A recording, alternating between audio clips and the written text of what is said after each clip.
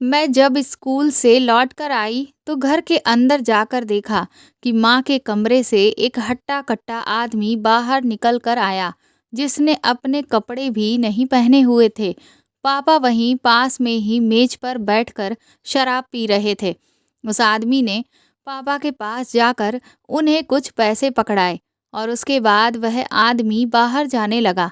मैं उसे देखकर थोड़ा सा घबरा गई और तुरंत ही अपने कमरे की तरफ चली गई। कमरे के अंदर जाकर मैंने अपना दरवाज़ा बंद कर लिया और दरवाजे की दराज से बाहर की तरफ देखने लगी। मैं चुपचाप सहमी हुई सी बाहर देख रही थी। तो माँ के कमरे से मैंने कई आदमियों को काफ़ी काफ़ी देर के बाद अंदर बाहर आते जाते देखा। मुझे समझ नहीं आ रहा था कि वह लोग माँ के कमरे में आखिर करने क्या जा रहे हैं, और जब भी वह माँ के कमरे से बाहर निकलते तो पापा को पैसे क्यों पकड़ाते हैं। मुझे कुछ भी समझ नहीं आ रहा था। बस बीच-बीच में माँ की चीखों की आवाज़ आ रही थी। मुझे बहुत ज़्यादा घबराहट हो रही थी। मैं इतना तो समझ रही थी कि माँ को कोई तकलीफ़ हो रही है, लेकिन मैं उनके लिए कुछ भी नहीं कर सकती थी, क्योंकि मुझे पापा से बहुत ज़्यादा डर लगता था। अगर मैं माँ को बचाने के लिए जाती तो पापा मेरी पिटाई कर देते, और मुझे उनकी पिटाई से डर लगता है और बहुत दर्द भी होता है। लेकिन मुझसे माँ का रोना बर्दाश्त भी नहीं हो रहा था। मैं भी लगातार रोए चली जा रही थी और भगवान के आगे हाथ जोड़ रही थी कि प्लीज़ भगवान जी, मेरी मम्मी को बचा लो। वह लोग न जाने मेरी मम्मी के साथ क्या कर रहे हैं। बहुत देर तक यही सब चलता रहा। मैं वहीं दरवाजे के पास खड़े-खड़े बाहर देखती रही और लगातार रोती रही। उसके बाद जब काफ़ी रात हो गई तो पापा उठकर बाहर चले गए। जब मैंने देखा कि पापा अब घर में नहीं हैं, तो मैं धीरे से दरवाज़ा खोलकर मम्मी के कमरे की तरफ गई। मम्मी की सिसकियों की आवाज़ तेज़ होती चली जा रही थी, और फिर जैसे ही मैंने उनके कमरे का दरवाज़ा थोड़ा-सा खोला तो अंदर का नज़ारा देखते ही मेरे हाथ पैर बुरी तरह से कांपने लगे। इससे पहले कि मैं माँ को आवाज़ लगा पाती, तभी मेरे कंधे पर किसी ने हाथ रखा। पीछे पलट कर देखा तो तभी एक गाड़ी के तेज हॉर्न के बजने की आवाज़ आती है और मैं अपनी सोच से बाहर आ जाती हूँ। मैं यहाँ वहाँ नज़र दौड़ाती हूँ तो खुद को उस रेस्टोरेंट में अकेला बैठे पाती हूँ। मेरी आँखों से आंसू निकल रहे थे और मेरी उस आधी जली हुई डायरी के वह बचे हुए 3 पन्ने हवा में फड़फड़ा रहे थे। मेरा वह अंधेरे में डूबा हुआ अतीत उन 3 पन्नों में सिमटा हुआ था, जिन्हें मैं बार-बार पढ़ती रहती थी और रोती रहती थी। आज इतने सालों बाद मैं अपने अतीत को छोड़कर बहुत दूर निकल आई हूँ, लेकिन इसके बावजूद भी मेरा अतीत मुझे आज भी नहीं छोड़ रहा है। वह आज भी मेरे साथ है। मैंने तुरंत ही अपनी कॉफ़ी के पैसे दिए और टैक्सी से बैठकर सीधा घर पहुंची। घर का दरवाज़ा जैसे ही खोला तो मौसी मेरा बेसब्री से इंतज़ार कर रही थी। वह मुझे देखते ही कहने लगीं, मेघा कहाँ रह गई थी?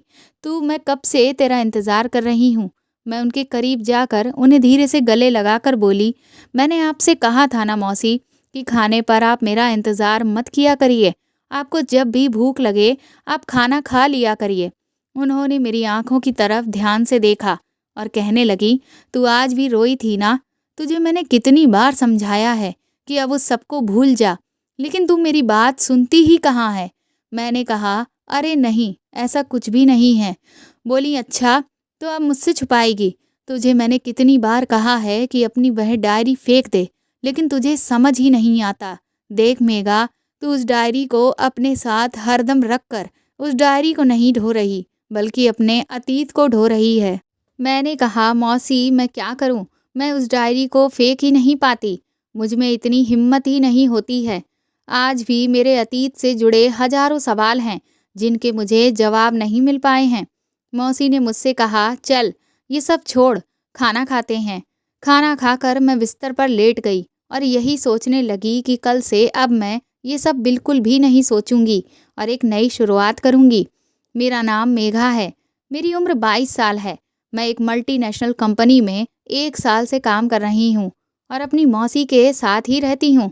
मेरी मौसी के जब कई सालों तक कोई बच्चे नहीं हुए तो उनके पति ने उन्हें तलाक दे दिया। तलाक के बाद ना तो उनके पास कोई सहारा था और इधर मैं तो पहले से ही बेसहारा थी। इसलिए हम दोनों ही एक दूसरे का सहारा बने। मेरी मौसी ने ही लोगों के घरों में काम कर कर के मुझे पढ़ाया लिखाया और अपने पैरों पर खड़ा किया और आज मैं एक बहुत अच्छे पद पर काम कर रही हूँ और पूरी कोशिश करती हूँ कि मेरी मौसी को किसी भी चीज़ की तकलीफ़ ना हो। लेकिन उन्हें जो सबसे बड़ी तकलीफ़ है, उसको मैं चाह कर भी दूर नहीं कर पा रही हूँ। वह बस यही चाहती हैं कि मैं अपने अतीत से बाहर निकल आऊँ और किसी को अपना हमसफ़र बना लूँ। पर मैं अपने अतीत को छोड़ ही नहीं पा रही हूँ। मेरे अतीत का काला साया मेरे मन पर हर वक़्त हावी रहता है, जिसकी वजह से मैंने कुछ ऐसे फ़ैसले लिए हैं, जिनसे मौसी बिल्कुल भी खुश नहीं हैं।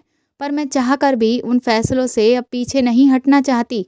सुबह होते ही मैं तैयार होकर ऑफ़िस पहुँची, तो मेरे बॉस ने मुझे केबिन में बुलाया। उन्होंने कहा कि वह मुझे एक नया प्रोजेक्ट सौंप रहे हैं, जिसकी बेहतर परफ़ॉर्मेंस के लिए उन्होंने एक ग्रुप बनाया है, जिसकी लीडर मैं हूँ और उस ग्रुप में काम करने वाले अपने सभी मेंबर्स को मैं ही सारे इंस्ट्रक्शंस दूँगी और उनके हर काम की अच्छे से जाँच करूँगी, ताकि उस प्रोजेक्ट में कोई भी कमी ना हो। मैंने सर से कहा, आप बिल्कुल बेफ़िक्र रहिए। आपने अभी तक मुझे जितने भी प्रोजेक्ट्स दिए हैं, मैंने उन्हें बहुत अच्छे तरीके से पूरा किया है और इस बार भी ऐसा ही होगा। मैं जैसे ही बॉस के केबिन से जाने लगी, उन्होंने मुझे रोका और कहा कि मैं तुम्हें तुम्हारे प्रोजेक्ट के ग्रुप के एक नए मेंबर से मिलाना चाहता हूँ। जैसे ही मैं पीछे पलटी, तो मेरे सामने एक बड़ा ही हैंडसम नौजवान लड़का खड़ा हुआ था, जो लगभग मेरी ही उम्र का था। वह देखने में बड़ा ही समझदार लग रहा था, लेकिन उसके चेहरे से थोड़ी-थोड़ी शरारत सी झलक रही थी। सर ने कहा कि ये हैं मिस्टर श्लोक, इन्होंने आज ही ऑफिस ज्वाइन किया है। मैं चाहता हूँ कि ये तुम्हारे अंडर काम करें, ताकि ये तुमसे बहुत कुछ सीख सकें। मैंने मुस्कुराकर श्लोक को हेलो बोला और उसके बाद प्रोजेक्ट को लेकर कुछ ज़रूरी डिस्कशन करके मैं बाहर आ गई। उसके बाद मैं और मेरी टीम उस प्रोजेक्ट पर दिन रात पूरी लगन और मेहनत के साथ काम करने लगी। मुझे श्लोक का बिहेवियर बहुत ही पसंद आता था। वह मुश्किल से मुश्किल काम को बहुत ही सहज तरीके से कर देता था और अगर कोई चीज़ ऐसी है जो किसी को समझ नहीं आ रही, तो बड़े ही आसान शब्दों में उसको वह एक्सप्लेन कर देता था। उसका सरल स्वभाव और शरारती अंदाज मुझे धीरे-धीरे उसकी तरफ खींचने लगा था। लेकिन जैसे ही मैं उसके बारे में सोचकर मुस्कुराने लगती, तभी मेरे अतीत के वह पन्ने मेरी आँखों के सामने आने लगते और मेरे दिल में श्लोक के लिए जागते प्यार को मैं तुरंत ही दबाने की कोशिश करने लगती और खुद को समझाने लगती कि ना ही मैं कभी किसी से प्यार कर सकती हूँ, ना ही भरोसा।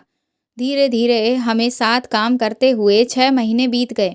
इस दौरान मैंने और श्लोक ने कई सारे प्रोजेक्ट्स पर साथ में काम किया और वह सक्सेसफुल भी हुए, जिससे मेरे बॉस बहुत ज़्यादा खुश थे। इधर मेरी और श्लोक की धीरे-धीरे बहुत अच्छी दोस्ती होती जा रही थी। मैं चाहती तो यही थी कि ज़्यादा से ज़्यादा उससे दूर ही रहूँ, क्योंकि मैं जितना उसके करीब रहती, मेरे दिल में उसके लिए प्यार का एहसास बढ़ने लगता। लेकिन वह मुझे खुद से दूर रहने ही नहीं देता था।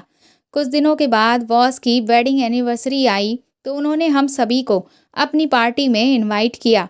हम सब शाम को उनकी पार्टी में सेलिब्रेशन के लिए पहुँचे, लेकिन हम में से किसी को भी नहीं पता था कि उनकी पार्टी में जो सरप्राइज़ हमें मिलने वाला है, उसे देखकर हम सब की आँखें फटी की फटी ही रह जाएँगी। सर ने केक काटा और उसे अपनी वाइफ़ को खिलाया और उसके बाद जो दूसरा पीस काट कर उन्होंने जिसे खिलाया, उससे हम सब के दिमाग में कई सवाल आने लगे। दरअसल सर ने वह दूसरा पीस काट कर श्लोक को खिलाया। हम सब सवालिया नज़रों से कभी एक दूसरे को देखते, तो कभी श्लोक की तरफ। तभी उसी पार्टी में शामिल एक अंकल श्लोक की तरफ आगे बढ़े और उसके कंधे को थपथपाते हुए बॉस को देखते हुए बोले, आपका बेटा तो अब बहुत काबिल हो गया है। ये आपके बिजनेस को आपसे भी ज़्यादा आगे लेकर जाएगा। ये सुनकर तो हम सब के मुंह हैरानी से खुल गए। हम सब कह रहे थे कि श्लोक बॉस का बेटा है। तभी पास में खड़ी एक आंटी ने जब ये बात सुनी तो कहने लगी, तुम्हें नहीं पता, यही तो है मिस्टर विजय नंदा का इकलौता बेटा। श्लोक नंदा, जो 1 साल पहले ही लंदन से पढ़कर यहाँ आया है। हम सब की हैरानी की इंतहा नहीं रही थी। हम सोच भी नहीं सकते थे कि हमारे बॉस का बेटा इतना डाउन टू अर्थ इंसान होगा। वह इतने महीनों से हमारे साथ काम कर रहा था, लेकिन हम में से कभी भी किसी को नहीं लगा कि वह इतना अमीर इंसान है और ये कंपनी उसी की है। उसके स्वभाव में कहीं से भी अपने पैसे या स्टेटस का घमंड नहीं झलकता था, बल्कि वह हमेशा बिल्कुल हम में से एक ही लगा। तभी श्लोक हमारे पास आया और मुस्कुराते हुए कहने लगा, क्यों, दे दिया ना झटका। अब हम सब उसके साथ बहुत अनकंफर्टेबल फील कर रहे थे, क्योंकि अभी तक वह हम में से एक था, लेकिन अब वह हमारे लिए हमारे बॉस का बेटा था। जब उसने हमें उसके साथ अजीब तरह का बिहेवियर करते देखा तो कहने लगा कि देखो, मुझे ये सब बिल्कुल भी पसंद नहीं है। मैं तुम लोगों के लिए आज भी वही श्लोक हूँ जो आज से कुछ महीने पहले था। आज भी कुछ नहीं बदला है। मैं कल भी तुम्हारा दोस्त था और आज भी तुम लोगों का दोस्त हूँ, और जैसे अभी तक काम करते आए थे साथ में, वैसे ही आगे भी मिलकर काम करेंगे और मेघा जी से बहुत कुछ सीखेंगे। उसकी ये बात सुनकर हम सब मुस्कुराने लगे। हमने श्लोक से पूछा कि तुम्हें अपनी ही कंपनी में एक एम्प्लॉय की तरह काम करने की आखिर ज़रूरत ही क्या है? तो वह कहने लगा, इंसान तभी सक्सेसफुल हो सकता है जब उसके पास एक्सपीरियंस हो, और एक्सपीरियंस के लिए जब तक मैं एक एम्प्लॉय की तरह काम नहीं करूँगा तो सीखूँगा कैसे? उसकी बातें सुनकर हम सब बहुत इम्प्रेस थे। जब मैं घर लौट कर आई तो मेरे मन में श्लोक के लिए जो प्यार और इज्जत थी वह और ज़्यादा बढ़ चुकी थी। मैं बार बार यही सोच रही थी कि क्या श्लोक जैसे इंसान भी इस दुनिया में हैं? वरना कुछ लोग तो ऐसे हैं जिनके पास अगर 4 पैसे भी आ जाएं तो वह सामने वाले को अपने पैरों से कुचलने की कोशिश करने लगते हैं। कुछ दिन के बाद मैं और श्लोक साथ में एक साइट पर काम देखने के लिए गए। मैं अभी वहाँ श्लोक से काम को लेकर डिस्कशन कर ही रही थी कि मैं जैसे ही उसे कुछ कहने के लिए पीछे मुड़ी तो हैरान रह गई, क्योंकि श्लोक ज़मीन पर अपने घुटनों के बल बैठा हुआ था और हाथ में एक रिंग पकड़े था। उसे इस तरह से करते देख मेरे मन में एक तरंग सी दौड़ गई। उस एक पल में मुझे खुशी, उमंग और दुख, सारे एहसास एक साथ हो गए थे। मैंने खुद के एहसासों को नियंत्रित करके उससे पूछा कि तुम ये क्या कर रहे हो? तो श्लोक ने मुझसे कहा, विल यू मैरी मी? मैंने श्लोक को उसकी बाहों से पकड़कर खड़ा किया और उससे कहा कि तुम शायद मुझे गलत समझ रहे हो। उसने कहा कि तुम ज़बरदस्ती अपनी भावनाएं छुपाने की कोशिश क्यों कर रही हो? मैंने कहा, मैं ऐसा कुछ नहीं कर रही। वह मुझे बहुत देर समझाता रहा, लेकिन मैं अपनी ज़िद पर अड़ी रही। जब मैं बहुत ज़्यादा उसे भी समझा कर परेशान हो गई तो मैंने उससे कहा कि तुम नहीं जानते कि मेरा अतीत मुझे कभी भी किसी की तरफ आगे नहीं बढ़ने देगा। ये सुनकर श्लोक ने कहा कि तुम्हारे अतीत में ऐसा क्या है? अब मैं खुद को कोस रही थी कि मैंने उससे ये बात कही ही क्यों, क्योंकि अब तो और भी ज़्यादा सवाल खड़े हो जाएंगे। मैंने उससे कहा कि वह सब मैं तुम्हें नहीं बता सकती। श्लोक ने कहा कि अगर नहीं बता सकती तो चलो कोई बात नहीं, लेकिन मैं तुमसे वादा करता हूँ कि मुझे तुम्हारे किसी भी तरह के अतीत से कोई फ़र्क नहीं पड़ता। मैं आज में जीना जानता हूँ और आज मुझे बस इतना पता है कि मैं तुमसे प्यार करता हूँ और शादी करना चाहता हूँ। मैंने श्लोक से कहा कि तुम मेरे पीछे अपनी ज़िंदगी बर्बाद मत करो और कोई दूसरी अपने स्टेटस की अच्छी लड़की देखकर शादी कर लो। इतना कहकर मैं उस जगह से तुरंत ही चली आई। उस दिन के बाद से मैं श्लोक से कटी कटी सी रहने लगी। हमेशा यही कोशिश करती कि मैं उससे दूर ही रहूं, पर मैं ही जानती थी कि मुझे इस सब से कितना दुख हो रहा है। एक शाम ऑफिस से निकलते वक्त मैंने सोचा कि मौसी को फ़ोन करके पूछ लूं कि उन्हें घर का कोई सामान तो नहीं चाहिए। जब मैंने उन्हें फ़ोन किया तो मुझे पता चला कि मौसी का एक्सीडेंट हो गया है। ये सुनकर मैं दौड़ी दौड़ी घर पहुंची। घर पहुंचकर देखा तो मौसी सोफे पर बैठी हुई थीं। उनकी चोटों को देखकर तो मेरी हालत बुरी तरह से खराब हो गई। मैं रोने लगी तो वह मुझे समझाने लगी कि फ़िक्र करने की कोई बात नहीं है, बस जरा सी ही चोटें लगी हैं। वह तो भला हो उस लड़के का जो मुझे सही मौके पर डॉक्टर के पास ले गया और फिर वह मुझे यहाँ घर तक लेकर आया। मैंने कहा कि कहाँ है वह इंसान? तो मौसी ने कहा कि वो मेरे लिए जूस लाने गया है। मैंने तो उसे बहुत मना किया, लेकिन वह माना ही नहीं। मैंने कहा, लेकिन आपको ये चोट कैसे लगी? तो कहने लगी कि मैं सब्जी लेकर जा रही थी, लेकिन तभी अचानक से एक बाइक वाला बहुत तेजी से मेरे पास से निकला और मेरी साड़ी का पल्लू उसकी बाइक में कहीं हिलक गया, जिससे मैं बुरी तरह से सड़क पर घिसट गई। और जब तक पल्लू बाइक से छूटा, तब तक मेरे चोट लग चुकी थी। वह बाइक वाला तो वहाँ से भाग गया। आसपास लोगों ने मेरे घेरा लगा लिया, लेकिन कोई भी मेरी मदद नहीं कर रहा था। तभी ये लड़का उस भीड़ को हटाते हुए आया और मुझे उठाकर डॉक्टर के पास लेकर गया। मौसी अभी मुझे ये सब बता ही रही थी कि तभी वह बोली, लो, वह आ गया। मैंने जैसे ही पीछे पलट कर देखा तो हैरान रह गई, क्योंकि वह लड़का और कोई नहीं, श्लोक था। श्लोक भी मुझे वहां पर देखकर अचंभे में पड़ गया। मौसी ने श्लोक से कहा कि ये मेरी भांजी है, मैं इसी के साथ इस घर में रहती हूँ। मौसी श्लोक को आशीर्वाद देते हुए कहने लगी कि बेटा, तुमने मेरी बहुत मदद की है, तुम बहुत ही अच्छे इंसान हो। उसके बाद मौसी ने श्लोक को मुझसे मिलवाया, तो श्लोक ने कहा कि मैं इन्हें जानता हूँ। ये सुनकर मौसी भी चौंक गईं। तो मैंने मौसी को बताया कि दरअसल मैं और श्लोक एक ही कंपनी में काम करते हैं। ये सुनकर तो मौसी बहुत ही ज़्यादा खुश हो गईं। फिर हमारी कुछ सामान्य बातचीत हुई और उसके बाद श्लोक ने कहा कि अब मैं चलता हूँ। तो मौसी ने कहा कि बेटा, जब भी तुम्हें मौका मिले तो तुम घर आते रहना, मुझे बहुत अच्छा लगेगा। इसके बाद श्लोक वहाँ से चला गया। इधर मौसी आए दिन मुझे कई लड़कों की तस्वीरें शादी के लिए दिखाती रहती थीं, लेकिन मैं उन्हें मना करती रहती थी। वह मुझे समझाती कि कब तक तुम अपने अतीत में ही उलझी रहोगी, लेकिन मेरी हिम्मत ही नहीं होती कि मैं अपने जीवन में किसी को जगह दे सकूं। कुछ दिनों बाद मेरा जन्मदिन पड़ा। जब मैं ऑफिस से लौट कर आई तो देखा मौसी केक के साथ मेरा इंतज़ार कर रही थी और उन्होंने श्लोक को भी घर बुला लिया था। मैंने मौसी से कहा भी कि आपने ये सब क्यों किया? तो वह कहने लगी कि तुम्हें तो कुछ करना ही नहीं होता है। तुम्हें इतना समझाया, लेकिन तुम्हें समझ ही नहीं आता है। मौसी श्लोक से कहने लगी कि तुम तो इसके दोस्त हो, तुम इसे क्यों नहीं समझाते कि ये भी अपनी ज़िंदगी में आगे बढ़े, छोटी मोटी खुशियों को मनाए।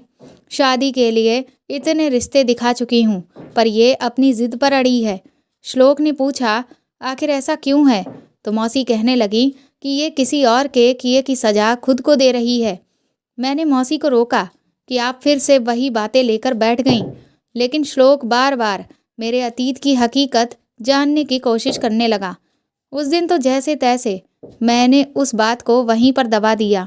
लेकिन अगले दिन जब मैं ऑफिस पहुंची तो श्लोक मुझसे कहने लगा कि मेघा, मैं तुम्हारा एक अच्छा दोस्त भी हूँ, तो क्या तुम मुझे नहीं बता सकती कि आखिर तुम्हारे इस तरह के फैसले के पीछे क्या वजह है? मैंने उससे कहा कि मैं ये बात किसी से शेयर नहीं कर सकती। तो वह थोड़ा गुस्से में आ गया और कहने लगा कि भले ही तुम्हारी इससे ज़िंदगी ही क्यों ना बर्बाद हो रही हो, आखिर ऐसी कौन सी बात है जिसके लिए तुमने ज़िंदगी भर अकेले रहने का फैसला किया है? मुझे लगा कि मैं अब इस बात को संभाल नहीं पाऊंगी, इसीलिए बिना उसे कुछ कहे चुपचाप वहाँ से चली आई।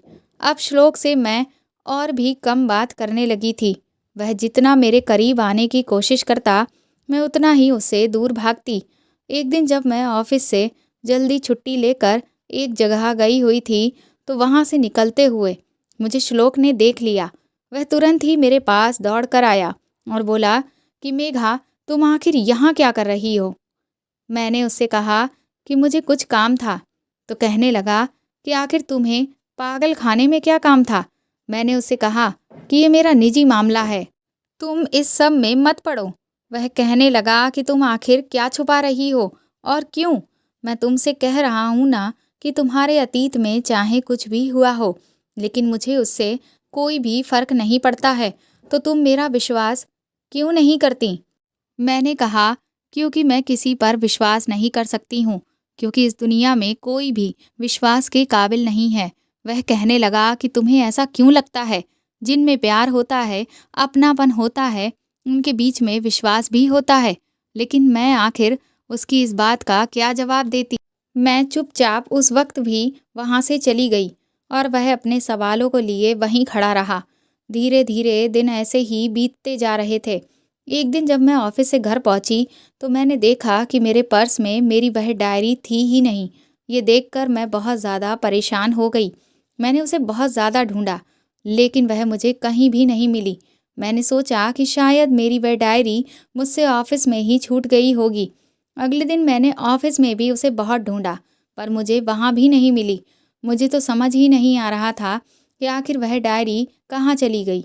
मैं बहुत ज़्यादा परेशान होने लगी कि अगर वह डायरी किसी के हाथ लग गई और किसी ने उसे पढ़ लिया और ये पता चल गया कि वह डायरी मेरी है, तो ना जाने क्या होगा। 2-3 दिन तक मैं बहुत ज़्यादा परेशान रही, लेकिन वह डायरी मुझे कहीं नहीं मिली। फिर मैंने सोचा कि शायद मैंने घर में ही यहाँ वहाँ रख दी होगी, इसलिए मैं सारा सामान उलट-पुलट करके देखने लगी। मौसी भी मुझसे पूछने लगीं कि तुम आखिर क्या ढूँढ रही हो? जब मैंने उन्हें बताया तो कहने लगीं कि अच्छा हुआ वह डायरी खो गई, क्योंकि तुम तो उसे छोड़ ही नहीं रही थीं, तो उसने ही तुम्हें छोड़ दिया। मैंने मौसी से कहा कि आप ऐसा क्यों कह रही हैं? आप मेरी डायरी ढूँढवाने में मदद करें। तभी पीछे से एक आवाज़ आई और उस शख्स ने मुझसे कहा कि कहीं तुम इस डायरी की बात तो नहीं कर रही हो? मैंने पलट कर देखा तो वो मेरी ही डायरी थी। तुरंत ही दौड़कर मैंने डायरी को उस शख्स से ले लिया, लेकिन जैसे ही मेरी उस इंसान के ऊपर नज़र पड़ी, मेरे तो होश ही उड़ गए, क्योंकि वह और कोई नहीं, श्लोक ही था। उसे देखकर मैं थोड़ा परेशान हो गई कि कहीं इसने मेरी डायरी पढ़ तो नहीं ली। मैंने उससे तुरंत ही पूछा कि तुमने इस डायरी को पढ़ा है क्या? तो उसने इनकार में सिर हिलाते हुए कहा कि मैंने ऐसा नहीं किया। लेकिन अब मुझे तुमसे जानना है कि आखिर इस डायरी में ऐसा क्या है जिसके लिए तुम इतना ज़्यादा परेशान हो। मैंने तुम्हें इस डायरी को ढूंढते हुए ऑफिस में भी देखा था, और जब ये मुझे मिली तो मैं तुम्हें इसे देने के लिए आ गया, लेकिन यहाँ भी मैं तुम्हें इसके लिए इतना ज़्यादा परेशान देख रहा था। आखिर इसमें ऐसा क्या राज छुपा है जिसके कारण तुम इतना ज़्यादा फ़िक्रमंद थीं? मुझे श्लोक पर गुस्सा आ गया और उससे चिल्लाकर कहने लगी कि तुम्हें इस सब से क्या मतलब, और तुम यहाँ से चले जाओ। मेरे ऐसे शब्द सुनकर मौसी मुझ पर गुस्सा करने लगी कि मैं श्लोक से ऐसे बात कैसे कर सकती हूँ। तभी श्लोक ने कहा कि मौसी, उसे पूरा अधिकार है मुझसे इस तरह की बात करने का, क्योंकि वह मुझसे प्यार करती है। ये सुनकर तो मेरे और मौसी दोनों के ही होश उड़ गए। मौसी ये बात सुनकर बहुत ज़्यादा खुश हो गईं, तो मैंने उन्हें समझाते हुए कहा कि ऐसा कुछ भी नहीं है। वह कहने लगीं कि तो इसमें बुराई ही क्या है? श्लोक तो कितना अच्छा लड़का है। मेरे तो दिल में खुद ही न जाने कब से ये बात चल रही थी कि तुम दोनों की अगर शादी हो जाए तो कितना अच्छा रहे। लेकिन तेरे गुस्से की वजह से मैं ये बात कह ही नहीं पा रही थी। मौसी का इतना कहना भर था कि श्लोक कहने लगा कि मैंने तो इसे शादी के लिए कब का प्रपोज कर दिया, लेकिन ये है कि मान ही नहीं रही। न जाने कौन से अतीत की बात को लेकर बैठी हुई है। लेकिन आज मैं जान कर ही रहूँगा कि आखिर ऐसी कौन सी बात है जो मुझे तुमसे जुदा कर रही है। मैंने श्लोक से कहा कि तुम चुपचाप यहाँ से चले जाओ।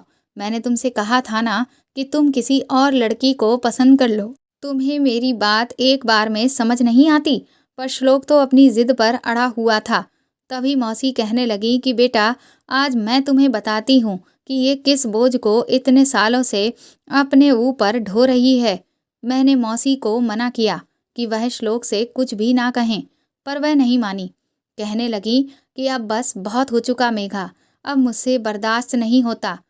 मौसी को रोता हुआ देखकर मुझे भी रोना आने लगा, इसलिए मैंने उनसे कहा कि ठीक है, मैं खुद ही श्लोक को सब कुछ बताती हूँ। मैंने कहा दरअसल मेरे मम्मी और पापा की लव मैरिज हुई थी। कुछ साल तो सब कुछ बहुत अच्छा चला, लेकिन फिर धीरे धीरे पापा शराब की लत के शिकार हो गए, और उनकी वो लत इतनी ज़्यादा बढ़ती चली गई कि वह जितना भी पैसे कमाते थे, सारा पैसा सिर्फ शराब में ही उड़ा देते थे। धीरे धीरे वह मम्मी के साथ मारपीट करने लगे। उन्हें इससे कोई फर्क नहीं पड़ता था कि मम्मी को कहाँ क्या लग रहा है। उन्हें बस अपना गुस्सा निकालने से मतलब होता था। जब मैं मम्मी को बचाने की कोशिश करती तो वह मुझे भी बहुत बुरी तरह से पीट देते थे। फिर वह आए दिन अपने काम पर भी शराब पीकर जाने लगे, जिसकी वजह से उन्हें नौकरी से भी निकाल दिया गया। अब उनके पास शराब पीने के पैसे नहीं थे, तो वह घर का सारा सामान और मम्मी के जेवरों को बेचने लगे। मम्मी जब भी इस सब से इनकार करती तो पापा उन्हें बुरी तरह से पीटते। एक दिन पापा का बाहर किसी से शराब के नशे में ही झगड़ा हो गया और पापा को कुछ समय के लिए जेल हो गई। उन दिनों मैं और मम्मी बहुत सुकून से रहे, लेकिन कुछ ही महीनों के बाद पापा दोबारा जेल से वापस आ गए। वापस आने के बाद पापा ने मम्मी को बिल्कुल भी नहीं मारा। मुझे लगा कि शायद अब सब कुछ ठीक हो जाएगा, लेकिन ऐसा नहीं हुआ। जब मैं एक दिन स्कूल से लौट कर आई तो देखा कि एक आदमी मम्मी के कमरे से निकल कर आ रहा था, जिसने अपनी शर्ट भी नहीं पहनी हुई थी। पापा भी मम्मी के कमरे के पास ही बैठकर शराब पी रहे थे। फिर उस आदमी ने पापा को कुछ पैसे दिए। ये सब देखकर मैं बुरी तरह से डर गई और अंदर अपने कमरे में चली गई। उसके बाद मैंने देखा कि हर 1 या 2 घंटे में एक आदमी मम्मी के कमरे में जाता और फिर वह बिना शर्ट पहने बाहर आता और पापा को कुछ पैसे देता। अंदर मम्मी की चीखों की आवाज़ें भी मुझे सुनाई दे रही थीं। मुझे समझ नहीं आ रहा था कि आखिर ये सब हो क्या रहा है। इस तरह से धीरे धीरे पूरा दिन बीत गया। जब रात हुई तो पापा बाहर चले गए। मैंने सोचा कि मैं एक बार जाकर मम्मी के कमरे में देखूं कि मम्मी ठीक तो हैं। लेकिन मैंने जैसे ही अंदर झांकने के लिए मम्मी के कमरे का दरवाज़ा खोला, तभी मेरे कंधे पर किसी का हाथ पड़ा। घबराकर जब मैंने पीछे देखा तो वह और कोई नहीं, पापा ही थे। उन्होंने तुरंत ही एक झटके में मुझे कमरे से दूर कर दिया और मुझसे चिल्लाकर कहा कि मैं जाकर चुपचाप रात का खाना बनाऊं। मैं वहां से चली गई। इसी तरह से कई दिनों तक ऐसा ही चलता रहा। मैं जब भी स्कूल से लौट कर आती तो कई सारे मर्दों को मम्मी के कमरे में आते और जाते देखती और मुझे सिर्फ मम्मी की चीखें ही सुनाई देती। पापा मुझे मम्मी से मिलने ही नहीं दे रहे थे। लेकिन एक दिन मौका पाकर जब मैंने मम्मी के कमरे में झांक कर देखा तो मेरी रूह कांप गई, क्योंकि अंदर एक आदमी मम्मी के साथ गलत काम कर रहा था और वह बुरी तरह से तड़प रही थी। ये देखकर तो मेरे हाथ पैर फूल गए। मैं सोच भी नहीं सकती थी कि मेरा बाप मेरी माँ के साथ इतना बुरा कर सकता है। मुझे अपने बाप से नफरत होने लगी। मेरा जी चाहने लगा कि मैं उसकी जान ले लूं, लेकिन मुझ में इतनी हिम्मत नहीं हो रही थी कि मैं उनसे लड़ पाऊं। उस वक्त मुझे किसी भी तरह से बस मुझे अपनी माँ को बचाना था। इसलिए मैंने पड़ोस वाली आंटी के यहाँ जाकर अपने नाना जी को फ़ोन किया और उन्हें सब कुछ बता दिया। अगले ही दिन नाना जी अपने साथ पुलिस को लेकर आ गए। पुलिस पापा को पकड़कर अपने साथ ले गई। उसके बाद हम लोग तुरंत ही मम्मी के कमरे के अंदर गए ताकि उन्हें उस जहन्नुम से आज़ाद करा सकें। लेकिन जैसे ही हमने अंदर जाकर मम्मी की हालत देखी, हम सबके होश उड़ गए। मम्मी पूरी तरह से पागल हो चुकी थी। वह हमें देखकर बुरी तरह से चीखने चिल्लाने लगी। वह इस तरह से व्यवहार कर रही थीं कि जैसे हम उन्हें कोई नुकसान पहुंचाने वाले हैं। नाना जी ने उन्हें अपने गले से लगाकर कई बार कहा कि मैं तुम्हारा पिता हूँ, लेकिन वह तो अपना आपा खो चुकी थीं। वह हम में से किसी को भी नहीं पहचान पा रही थीं। मेरा और नाना जी का रो रो कर बुरा हाल था कि माँ के साथ आखिर ये क्या हो गया। जब हमने देखा कि अब माँ की हालत बिल्कुल भी ठीक नहीं हो रही है, तो फिर नाना जी को मजबूरन उन्हें पागल खाने भेजना पड़ा।